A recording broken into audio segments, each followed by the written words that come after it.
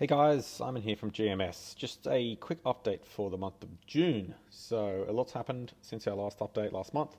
So, today we're going to jump in and we're going to take a look at a few different things. So, the first will be Apple and their new iOS 15 changes. I know iOS 14 has been a big conversation over this year so far. So, iOS 15 is now on the cards and it looks like it's going to be rolling out at the end of the year. Now, what does that mean? We're going to jump in and have a look. The next is Facebook making a move into the world of augmented reality and how they're looking to monetize that with advertising. Google are adding Pinterest-like suggestions into their search engine results pages. Snapchat and their new public profiles for businesses. And YouTube are rolling out some new tools for small businesses. So let's jump in and take a look at those. So, just to wrap up for the month of June in 2021, looking at the world of paid advertising and digital marketing. As I said, the first thing we're going to look at here is Apple and their new iOS 15 update and what that means to email marketing. So, earlier in the month in June at the Apple Developer Conference that they host every year, they have just come out and with the update of the iOS 15, and in particular, we are going to start seeing quite similarly to what we saw with ad tracking and third-party tracking from apps like your Facebook, your Google, Pinterest, that sort of thing.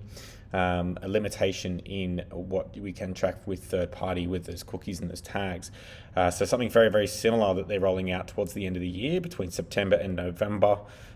They are releasing their mail privacy protection. So from Apple and from the conference, they have said that mail privacy protection stops senders from using invisible pixels to collect information about the user. It prevents senders from knowing when they open an email and masks their IP address so it can't be linked to other online activity or used to determine their location. So very similar to what we saw earlier in the year with iOS 14 and the big disruptions that we had with attribution and ad tracking through third parties. We're seeing something rolling out across mail and email and direct marketing and email marketing in particular. So quite similarly to the iOS 14 changes, whenever someone updated to this latest patch and the latest operating system and they try to open up any of these apps, they were presented with a prompt similar to this one, asking if they wanted to opt in or opt out of that third-party tracking. So now users will have two options when they sign up or when they open up their mail app on their iPhone, iPad, or any other Apple product that is updated to iOS 15, with two options there. So the first you can see is protect mail activity, hide my IP address, and privately load all remote content. The second is don't protect mail activity and show my IP address and load any remote content directly on your device. So we know from iOS 14 there was about a 96% opt-out rate. So 96% of users who were faced with this prompt asked to not be tracked. So we can assume very similar, stats or number of people who are going to be, wanting to click that protect my mail activity.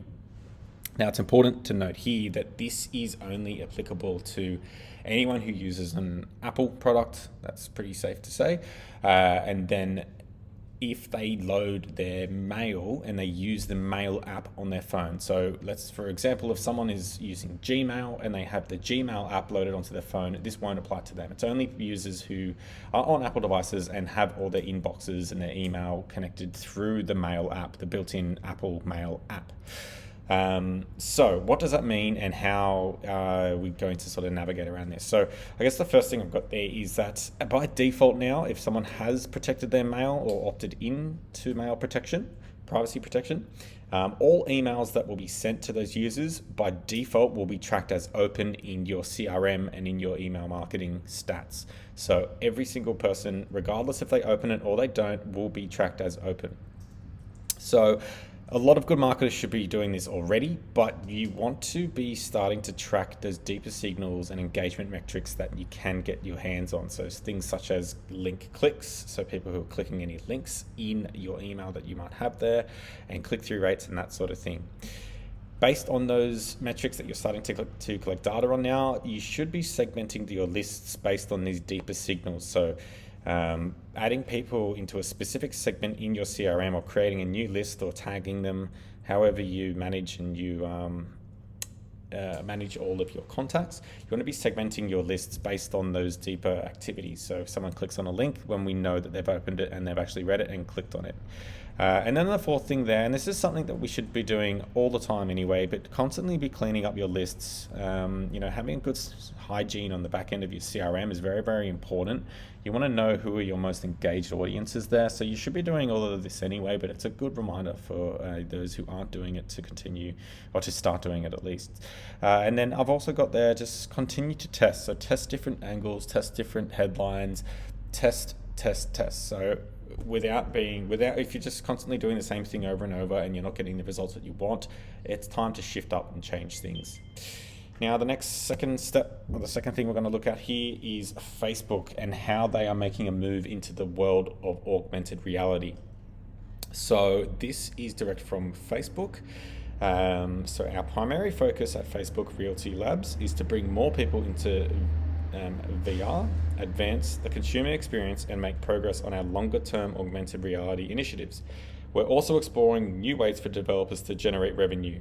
This is a key part of ensuring we're creating a self-sustaining platform that can support a variety of business models that unlock new types of content and audiences. It also helps us to continue to make innovative AR, VR hardware more accessible to more people.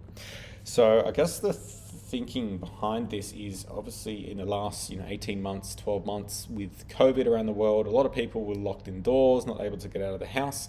And we did see quite a spike in people using hardware and different software around VR and AR. So it's only natural that these companies like Google, they've got their Oculus, like Facebook are now starting to play in this space. But there's just an ever emerging world of visual reality and augmented reality. So we've got a lot of, and Facebook are trying to dial into that. And then now, I predict in the near future we're going to be able to see placements across the platform. As you can see, here's an example from Facebook of us being able to run ads in these augmented reality type placements. This is one way that Facebook are going to start to monetize this.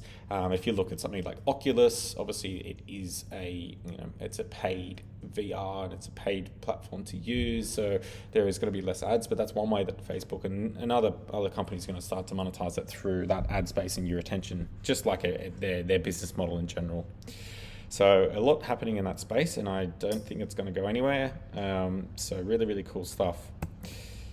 Third thing I've got here is Google and their adding of Pinterest-like suggestions into search engine results pages. So here, this is a bit more of an organic play, but something still pretty cool, pretty relevant. So it's going to start trying to predict additional ideas or other pieces of content that you might be interested in based on your search engine results and your search results.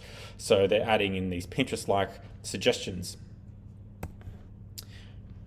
Fourth thing I have here is Snapchat and the introduction of public profiles for businesses. So this is a really, really cool step, bit overdue in my opinion, but better late than never. But this is a really, really cool addition from Snapchat. We're seeing some cool stuff from this platform, and I think it's starting to sort of have a bit of a second wind and a renaissance. But they are now allowing brands to create public profiles that are a bit more consumer focused and consumer facing. So this is an organic play from Snapchat, and this can tie in really well with your paid strategy. So like we're seeing with Instagram, people can subscribe to your channel, can join your channel. This feature will now also allow businesses to share stories, very much like the sort of peer-to-peer user base of Snapchat, sending each other stories, sharing stories and snaps and that sort of thing. So it allows businesses to start to promote themselves and sort of show behind the scenes what's happening with the business, and a bit more candid, raw content seems to be coming up here. And another really cool thing is you can actually now integrate your Shopify store directly into the back of these public profiles. So users who follow you can actually then go straight to your public profile on Snapchat and go to a checkout. You can integrate your dynamic catalogs in there and your e-com store, and people can actually buy directly from these pages. So another big step in that direction for Snapchat and them trying to really take a bit of a chunk of the market away from platforms like Instagram and even Pinterest. So a really, really cool update from the guys there at Snapchat. And then the final thing I've got here is YouTube and their new tools for small businesses. So YouTube have launched a whole range and suite of new tools and resources for small business owners, including things like step-by-step guides on how to grow your channel, how to streamline the process, how to create good-looking video ads, and actually how to monetize that, and then how to read results. I think YouTube and Google in general has been one of those platforms that they were obviously first to really jump into the internet marketing and digital marketing space, before Facebook was even around. And their back-end systems haven't been quite as user-friendly and haven't really updated or been evolved quite as nicely as, like your TikToks now are coming out, Facebook, Pinterest, Snapchat. A lot of these other platforms, they're quite easy to use. They're very, very simple to not simple to read, but they're easy to jump in and sort of understand what you're doing and where you're spending your money and where your results are coming from. Whereas Google and YouTube have been a bit more difficult, and even seasoned marketers sort of can find it a bit overwhelming to jump into the back end of the ads manager for Google and be able to sort of make sense of what they're looking at. So as a small business owner, people who don't have that marketing knowledge or that marketing background, who are trying to do it themselves, you can just imagine how overwhelming that might be for them. So I think they are losing quite a lot of the market share to these other platforms just because it's a bit harder to get in and use. So they're moving down the direction of more self-help and step-by-step guides and a better user experience for advertisers and marketers and business owners. So some really, really cool updates there. Again, if there's ever anything that you need help with on your digital marketing, even if you want to have a chat with the team here at GMS around your strategies, or how we can help you grow your business across any ad platform, then please reach out to us, speak to GMS, go to gms.co and book an application to speak with one of our growth consultants, and we will see what we can do to help you. Till next month, guys, thanks for that, and I'll chat to you soon.